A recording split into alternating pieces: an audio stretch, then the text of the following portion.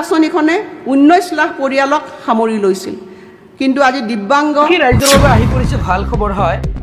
কেইবাটাও নতুন আঁচনি ঘোষণা কৰিছে। আজিৰ বাজেটত কি ঘোষণা কৰিছে সবিশেষ চাওঁ আহক।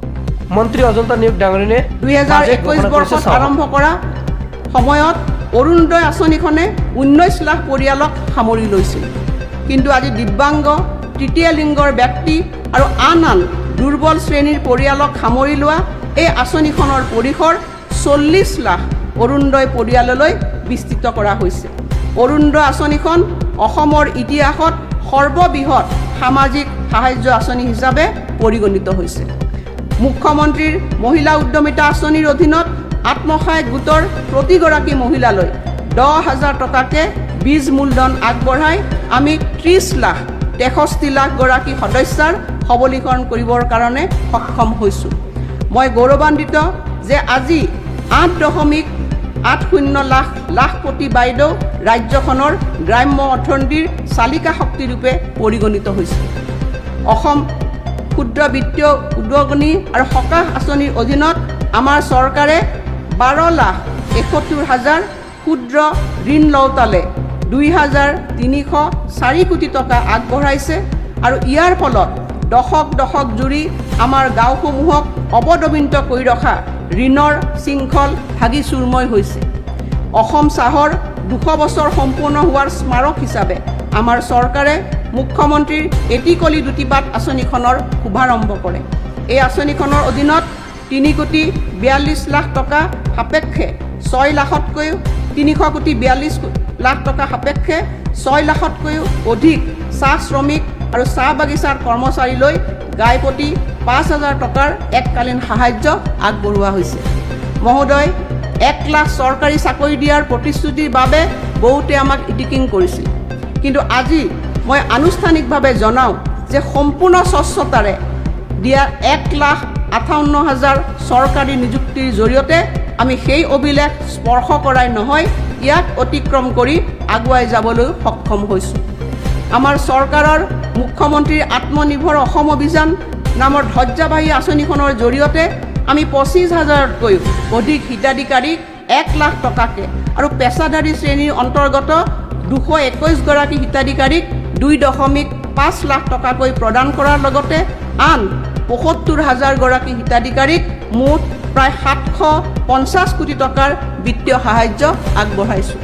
সমাজৰ দুৰ্বল শ্ৰেণীৰ লোকসকলৰ প্ৰতি থকা আমাৰ দায়বদ্ধতা অনুসৰি ৰাষ্ট্ৰীয় সামাজিক সাহায্য আঁচনিৰ অধীনত থকা 8,06,170 গৰাকী হিতাধিকাৰীক লাভান্বিত কৰি বৃদ্ধ পেঞ্চন আঁচনিৰ অনুদানৰ পৰিমাণ 250 টকাৰ পৰা 400 টকা আৰু বিধৱা পেঞ্চন আঁচনিৰ অনুদানৰ পৰিমাণ 300 টকাৰ পৰা 1,250 টকালৈ বৃদ্ধি কৰা হৈছে। ইয়াৰ উপৰি ৰাষ্ট্ৰীয় বৃদ্ধ পেঞ্চন আঁচনিৰ সমাহাৰত অনুদান আগবঢ়াই আমি শ্বহীদ কুশল কোঁৱৰ সাৰ্বজনীন বৃদ্ধ পেঞ্চন আঁচনিৰ অধীনত 11,49,137 গৰাকী হিতাধিকাৰীক সামৰি লৈছোঁ। অধ্যক্ষ মহোদয়, খাদ্যৰ বুনিয়াদী অধিকাৰ সুনিশ্চিত কৰাৰ বাবে ৰাষ্ট্ৰীয় খাদ্য সুৰক্ষা আইন আৰু প্ৰধানমন্ত্ৰী গৰীব কল্যাণ অন্ন যোজনাৰ অধীনত 70,71,000 পৰিয়ালক সামৰি ৰাজ্যখনৰ 2,49 কোটিতকৈ অধিক নাগৰিকলৈ বিনামূলীয়া চাউল আগবঢ়োৱা হৈছে। মাত্ৰ 5 বছৰৰ ভিতৰত 5.04 লাখ নতুন হিতাধিকাৰীক অন্তৰ্ভুক্ত কৰাৰ পদক্ষেপৰ অধীনত আমি ইতিমধ্যে 65 লাখতকৈও অধিক হিতাধিকাৰী সংযুক্ত কৰিছোঁ আৰু 14.60 লাখতকৈও অধিক সংখ্যক নতুন ৰেচন কাৰ্ড প্ৰদান কৰিছোঁ। কেৱল ক্ষুধা নিবাৰণতে আমি ক্ষান্ত থকা নাই, জনসাধাৰণৰ পুষ্টি সাধনৰ বাবেও চৰকাৰ সমানেই দায়বদ্ধ।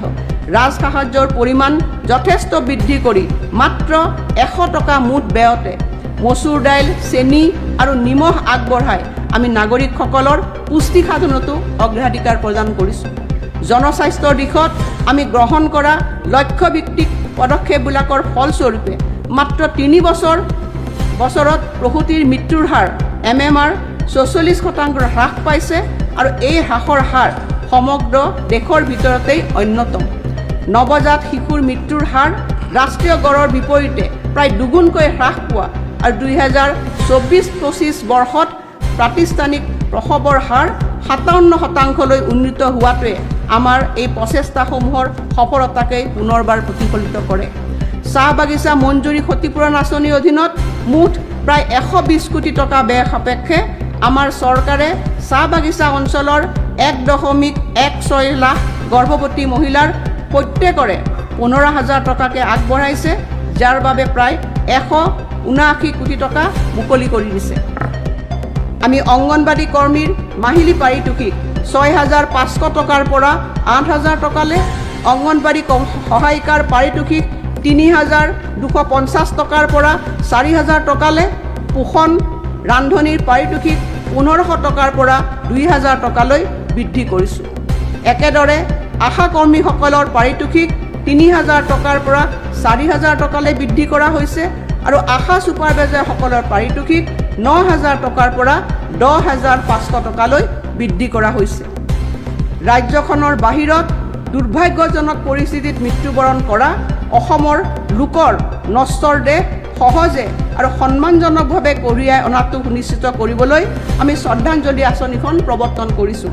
মিছন বসুন্ধৰাৰ অধীনত যোৱা 5 বছৰত 24,678টা প্ৰতিষ্ঠানকে ধৰি 3 লাখৰো অধিক হিতাধিকাৰীৰ বাবে ভূমিৰ অধিকাৰ সুৰক্ষিত কৰি প্ৰায় 4.15 লাখ বিঘা ভূমিৰ নিষ্পত্তিকৰণ কৰি আমি ভূমিৰ ৰেকৰ্ডসমূহ পদ্ধতিগতভাৱে বিশুদ্ধীকৰণ আৰু উন্নীতকৰণৰ কাম আৰম্ভ কৰিছিলোঁ আৰু ভূমিহীন নাগৰিকসকলক ভূমি পট্টা প্ৰদানৰ প্ৰতিশ্ৰুতিসমূহ পালন কৰিছোঁ।